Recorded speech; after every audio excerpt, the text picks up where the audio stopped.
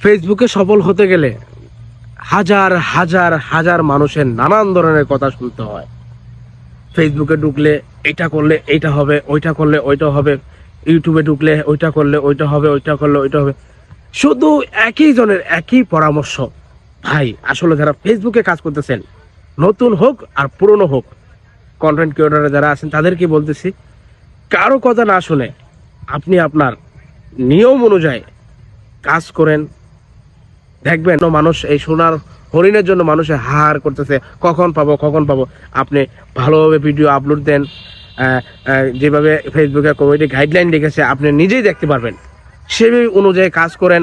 আর যেভাবে বলে হাজার হাজার মানুষরা ফেসবুকে ইউটিউবে এটা করলে এটা কমিউনিটি গাইডলাইন অমান্য হবে, আসলে এতটা ভয় পাওয়ার কারণ নাই। আপনারা সুন্দর করে কাজ করেন, ভিডিও ভালো ভালো তুলে ধরেন, 100% ফেসবুকে আপনাকে দ্রুত এই সোনার হরিণটা দিয়ে দিবে, কন্টেন্ট মনিটাইজ পেয়ে যাবেন। ভালো থাকবেন, আসসালামু আলাইকুম।